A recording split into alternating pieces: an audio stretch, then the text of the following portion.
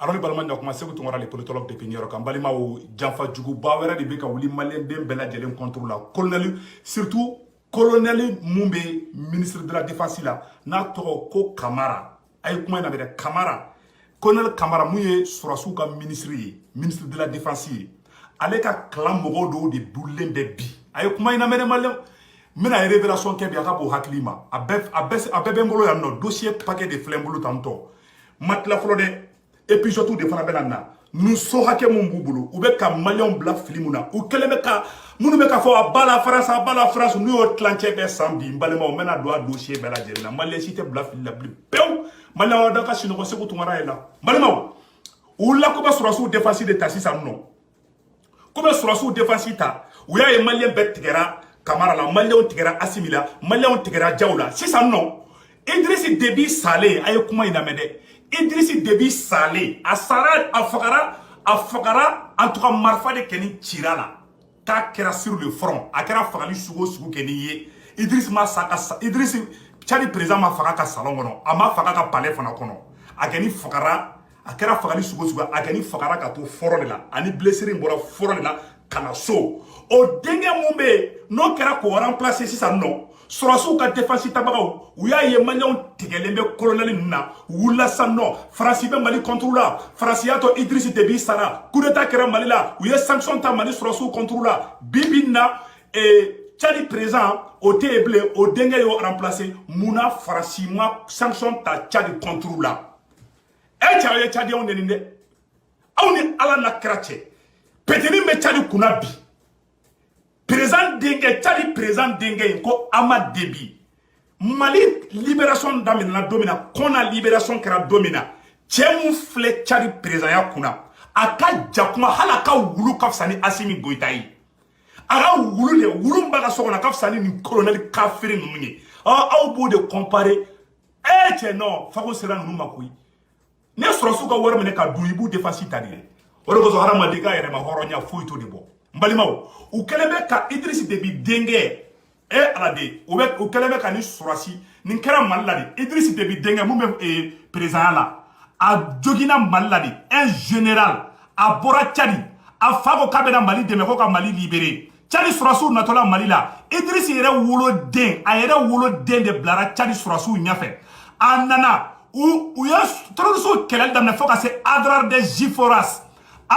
Ziforas Anya beni photo ina ni tcheni blessé là mon frère Tchadi président là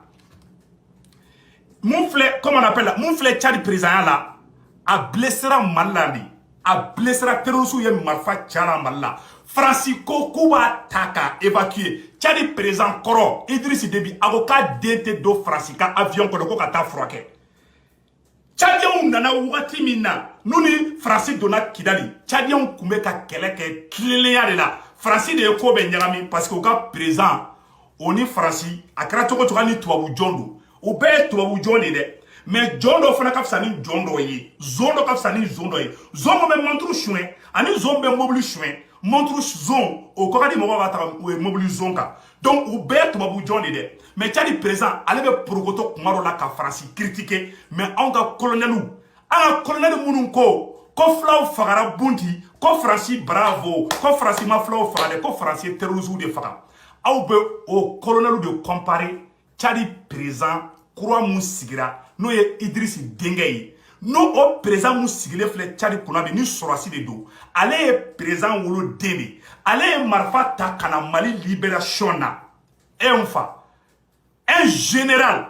a boraka dugula a fa de Tchadi présent ye avocat lebe a blessera Mali konana ko malien den do bi se ka bobi ka fo ko lube kumore fo o tchenima ni tchenimo fle Tchadi kunabi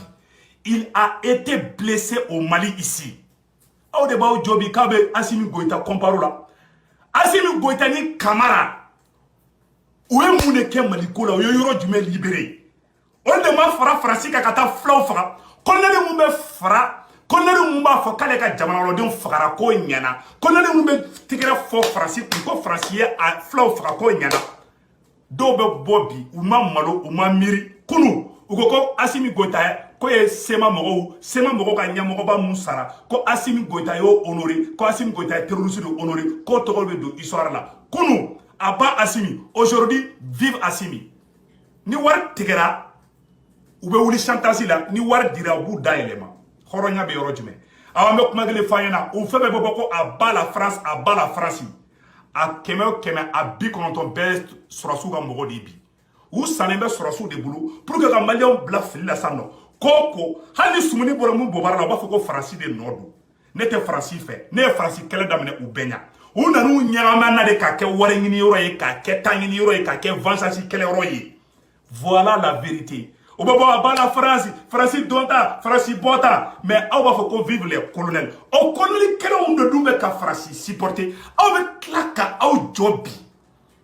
aw ma maloya aw ma tagasi aw b'aw jɔ bi ko Faransi bɛ Mali contre la ko mun na ko Faransi ye Tchadi président denkɛ to yen ko ka sigi fanga la colonel Kamara ka clan mɔgɔw kumakan de nin ye maliyɛnw a ye nin kuma lamɛn dɛ un général président den ka marifa cala Mali la k'a blessé a tun bɛ saya ni balo cɛ mun filɛ Tchadi président la bi a blessera Mali la comme k'a bɛ Mali libéré a Mali libéré tora a blessera voilà le petit en question de Tchadi président denkɛ de Idriss Déby a jogira Mali la de a blessera Mali la a fa ko k'a tɛ don Faransi avion kɔnɔ diɲɛ kɔnɔ k'a ma da Faransi la Tchadi sɔrɔsiw donnen Kidali u ni sema mɔgɔw karila ɲɔgɔn na Faransi y'a essayer ka Tchadi sɔrɔsiw tɔrɔ Idriss Déby ka sɔrɔsi bɛ bɔ Mali la ka taga n'a ye Tchad tubabu jɔn don an sɔnn'o ma Faransi ka pion de don an sɔnn'o ma mais a bɛ tiɲɛ fɔ Faransi ɲɛna kuma dɔ la voilà le problème voilà la vérité e mɔgɔ min y'o kɛ ka jamana ye o jamanaden dɔw bɛ jɔ aw ma Tchadiens neni e cɛ aw ye Idriss Déby su neni bi dɛ a ye Idriss Déby su neni bi dɛ aw ni Ala a n'a kɛra cɛ aw kan k'aw jɔ bi k'a fɔ ko coup d'état kɛra Tchad ko coup d'état kɛra Tchad ko coup d'état kɛra Mali la ko ye sanction kɛ Mali contre la un d'abord Tchad yɛrɛ tɛ hali CEDEAO yɛrɛ la ni ma fili dɛ bon aw bɛ se ka na cogo jumɛn ni aw bɛ se ka na cogo jumɛn k'aw b'olu comparer ɲɔgɔn na c'est à dire u dalakan de banna u ye sɔrɔsiw ka wari minɛ awa Kamara ka clan de don so min bɛ Kamara bolo Kati a ka bon hakili ma colonel Kamara so min b'a bolo Kati n balima o ka bon hakili ma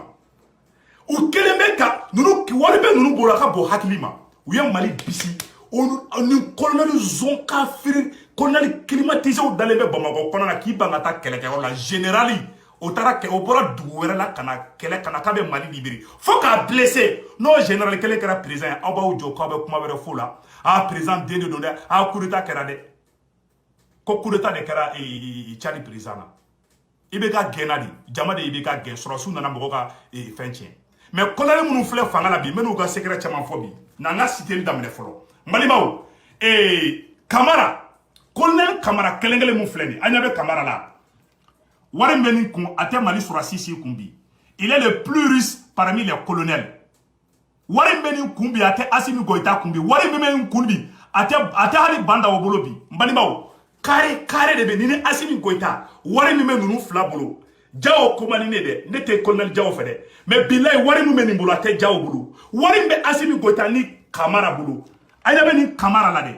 ni ne ka clan mɔgɔw Kamara ka clan mɔgɔw de bɔra sisan nɔ k'u bɛ Kamara de défense ta aw ni Ala cɛ nin ye mun de kɛ Mali ko la nin ye dugu jumɛn libéré nin ye geste jumɛn kɛ k'a hɛrɛ bɛ ka se maliyɛnw ma bi aw bɛ nin de comparer Idriss Déby denkɛ la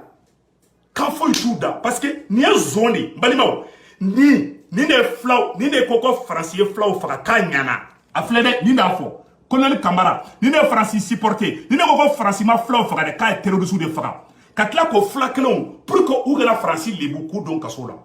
yɛrɛwoloden hɔrɔnden jumɛn b'a fɔ k'i bɛ disi gosi nin de k'e bɛ nin comparer mɔgɔ min ye générali ka taga sur le terrain aw bɛ se k'o comparer la cogo jumɛn est-ce que aw kunkolo tɛ ka wuli yan a y'a ka wari minɛ bɛɛ tigɛra aw la maliyɛn bɛɛ y'a daji to aw kun cɛmancɛ la aw bɛ ka Faransi tɔgɔ tiɲɛ Faransi tɛ yafa aw ma dɛ ko b'a bɛɛ da Faransi kun colonel Kamara bɛ ka carré o de b'a bolo Kati a ye Kati du bɛɛ ban san na bilahi Ala ninnu bɛ ka koda ma awa u ka candidat ka ni nana quelque c'est-à-dire que a tun bɛ Moscou de a bɔra Moscou ka na dɔrɔn coup d'état kɛra IBK la awa nin ye Musa Jawara ka petini de colonel Kamara ye Musa Jawara ka petini de Et puis maintenant fin de fois yana biaka bo aklima ayeni ora la jede mbalimao Camara mena Camara voilà mena Camara ka fanya na aya la jede le colonel Camara est un petit du général Moussa Diawara et du général Salif Traoré en formation aérienne. Il revient en 2 semaines avant le coup d'état. Le colonel Camara et le colonel Assimi Goïta sont tous le même grain, dans le même grain. Les intérêts du Camara dans le gouvernement sont. Alors, intérêt du gouvernement, colonel Camara a intérêt du gouvernement, mais n'a cité bi. Voilà. Ministre de l'énergie, il y a Somogodoy, à Somogodoy, le ministre de l'énergie là. Ou ka Fafsa, aladi. Ou ka Fafsa, ou ka société d'odi, Mbalimao, aka famille teri d'obeno, ani Kanam. Au Nyamogoba, ko général Bouba Dambélé, allez le canon directeur Nyamogoba, ou ka assurance maladie fenge de Kevoromina. Général Bouba Dambélé, ou et colonel Kamaraka Mwadi, Mbalimao, a kelembe ou classé au Orla, Matla Folode Menale, Kobe Bide, ou un ami de son grand frère pharmacien, au début au Orokuna, au général Mouflene de Bouba Dambélé de. A koroka do beno o ye pharmacien di o terike de o général de blale de kanali ni kunabi mbalimaw e révélation be bide nunu be ka Mali bisi de nunu te ka Mali libéré nunu te ka Farabugu libéré nunu te ka Kidali libéré nunu mana Mali libéré kama nunu mana chouen de la nunu mana Mali chill de la nunu mana Mali tachien de la ka fri mun tulembu ko horon kolo a bala France nous ko ma ko a bala France a ya kolosi de a beta te France ko de o be ka colonel de kodugu ne te France fait billahi ala mbalimaw wallahi nous colonel ni ko kete France fait que le colonel ne fait billahi ye jahili de ye nafigi de ye escroc de me ka tie de fo onyana bi wulembe colonel awa ministre artisanat fana nyamoko ba ima ya activiste do be uyo be artisanat ado be no ube ba France do be tra artisanat ube to ka tani mo ye ani ni ministre nyonyere activiste do be ube ka do ministre do kan mbudo musolaka do de do Mbalimao, a bena ala che oube colonel Camara ka mission de la. Oube ka activiste wera ou fana santuguni ko fara ou yere kantuguni. Maintenant j'arrive. Voilà, oro temene ko ka bo ntuguni. Mbalimao. Colonel Camara ani colonel Assimi Goïta, olu ka kanya de Seydou Koulibaly ye bi. Oube munu ni fen na ben galon tege di. Ka o jimi ya fo patati patata a ben galon kuma di. Mbeka tien de nyafo onyana bi. Mbalimao. O temene ko ka bo ntuguni. J'arrive. Aw se ka famia 2012-2013 Idriss Déby denge munana kabena Mali tege a banale Mali koronfe kelela Francisco kaba taka évacuer a faya taka ta furakentara Maroc antara rojume. Voilà le petit en question. Il ne be tchadi président la bi. Aywa mbalimaw wulembe fana tuguni mena muso do fana togo fo Maliki Diaw ye 28 croix sanka doma mano muso fana togo nyiri sa ko ira awla samno mbalimaw révélation be bi de. Voilà. Ko Fatima Barka, Tamasheki muso do de do. Ko yo colonel Maliki Diaw ka go do de quoi. Diaw ka go. Ayo kuma to na mere ko Fatima Barka. Activiste mise mani fefebe nu be ka mogo nenine. Fatima Barka Tamasheki muso jema chenyuba mbaro de be ko Maliki Diaw ka go de wa ntara tel muso de do. Ube ka jeka affaire mun ke ko 28 croix sanaka doma kuna shinin ko. Ko e 28 croix sango doma o 28 droma o de fana ka activiste misemani fefe no munu be ka fo vive Maliki Diaw abe activiste fefe e reso ka na be ka Diaw publicité ke ni Fatima Barka Tamasheki muso yi o de be ki den ka be financer duguna balima o sekeraw de talin fle ko da aw nyekoro bi ma fo mo ko da na de mais le temps va donner raison. N'était bon qu'on fait. Ni dossier bene bolo bilal ça vaut des jours mais qu'à étudier. N'était on trop c'est vous ni ben no wuli kan vidéo ke de tato ide. Iba dîner ma ne ba traiter di. Ne be analyser de bon. Awa ne ka radar. Ne ka radar for le nous ne ka radar de Assimi Goïta ka salon de salon ani colonel Camara. Colonel Camara le ministre de la défense. Ne ka radar ba ka salon no. Sobe nous sura so bolo ka bo haklima. Mala on ne kasida suro ne nda suro ne kasida ni. Ni colonel nous carré ou de goubro ou sumuru ou muso somogo ou telu ou djenyo billahi wallahi ube kolli classe yoro ni samno ou ni na Farabugu ko bi siga so bi mbalimaw jihadistes bɛ ka Sikaso kɛrɛfɛ dugu bɛɛ minɛ bi colonel ninnu ɲinalen b'o bɛɛ kɔ bi u ka stratégie ye jumɛn san nɔ olu bɛ se ka to fanga la cogo jumɛn u bɛ se ka dɔ fara date kan cogo jumɛn transition date kan cogo jumɛn voilà leur plan aujourd'hui n balimaw ni ko urgence bɛ yen bi voilà l'urgence aujourd'hui u bɛ ka mɔgɔw berner de comme u bɛ ka bi sɔrɔsiw kɔnɔ u tɛ ka bi maa si tɛ ka bi sɔrɔsiw kɔnɔ Assimi Goïta ye Faransi ka pion de ye Banda ye Faransi ka pion de ye awa ni colonel fait bɛɛ Faransi ka baara de la voilà la vérité que je vous dis aujourd'hui awa maa minnu bɛ ka bɔ bi ko bɛ ka sɔrɔsiw supporter n'u bɛ ka fɔ a ba la Faransi n ye kale sunkalo in na a 100 a 90 a bɛɛ bɛ sɔrɔsiw ka baara la awa u tɛ ka kɛ gratuitement voilà la vérité o de to a nafigi mouvement caman bɛ yen ne ye sama ka bɔ a la parce que ne b'a dɔn jahiliya de ka ca la a bɛ baga activiste caman ma ko ye wari minɛ a bɛ fɛn fɛn dɔn k'aw dalen b'a la a 100 a 90 Mali jeune activiste minnu bɛ n'aw dalen b'u la n'aw yɛrɛ bolo tɛ sɔn ko ma a 100 o 100 a 90 a bɛɛ sira bila mɛnna caman kɛra bobo ye caman tɛ kuma sisan caman ta Faransi matin Faransi midi Faransi minuit Faransi matin midi soir Faransi na figiya kuma fila tɛ tɛmɛ a kan foyi tɛ fɔ colonel ma Faransi ma ni tun Faransi ma jɛnɛmɔrɔya kɛ ka na Mali la Faransi ma wɔkulɔnya kɛ ka na Mali la papier de signera ka na ni Faransi ye o papier kelen de bɛ se ka signer Faransi taga ka bɔ yen jɔn bɛ se k'o papier bɔ yen Banda o Assimi Goïta les 5 colonels n'olu m'o kɛ e bɛ mun wɛrɛ ɲini bilen e bɛ mun wɛrɛ ɲini bilen n tɛ jɛgɛ fɛn tɛ bɔ kɔda la o tɛ nafigiya ye Malien a y'aw ɲɛ yɛlɛ sa aw bɛ ka taga manamanakɛlaw dɔw senkɔrɔ karisa yan fɛ ka non kɛlɛ yɛrɛ de fɔlen filɛ ɲɛna voilà les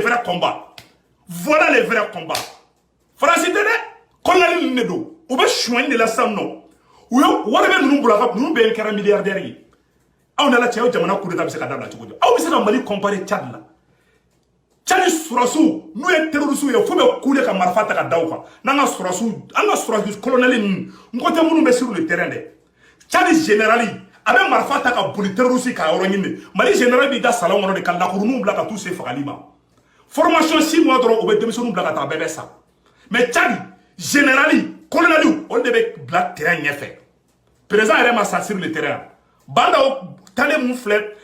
Tchad de ni Banda sigira Banda kun ka k'i tilen ka taa Farabugu de Banda kun ka k'i tilen ka taa Mopti de bilahi n bɛ ka tiɲɛ de fɔ aw ɲɛna u tɛ taga u tɛ fɛ ka sa sinon président yɛrɛ n'i b'i ka jamana fɛ sacrifice de don i yɛrɛ farikolo i ka denbaya bilahi i bɛ exemple di n'o de sinon Tchad président wallahi a y'a denw lamɔ n ka tun bɛ compétition de k'a denw ni ɲɔgɔn cɛ Idriss Déby a den bɛɛ sɔrɔsi Idriss Déby den bɛɛ sɔrɔsi a bɛɛ cɛfarin de fana ye fugaridenw t'u ye dɛ fugari tɛ Idriss denw ye dɛ cɛfarinw de don voilà la vérité aw bɛ se k'o comparer nin na u y'a ye colonel bɛ suɲɛni na pour que ka colonel kɔdogo u sababu n'u jɔ ko coup d'état kɛra Tchad e ma dɔn ni ma hadamaden barika banna i bɛ sɔn ko bɛɛ ma donc n bɔra k'o de fɔ a ɲɛna a kana bin ninnu ka piège kɔnɔ ninnu ni faso cibagaw de olu de filɛ aw ɲɛkɔrɔ minnu bɛ ka bɔ bi k'u bɛ colonel supporter minnu bɛ ka bɔ bi k'u bɛ Sira Mali awa Seydou Kulubali Sira Mali o de ye Assimi Goïta ka candidat ye o de ye Banda o tɛ dɛ o de ye colonel Kamara Assimi Goïta o de olu ka fɛngɛ yɛrɛ ye bi Ala sago aw sago aw k'an ba ɲɔgɔn wɛrɛ ma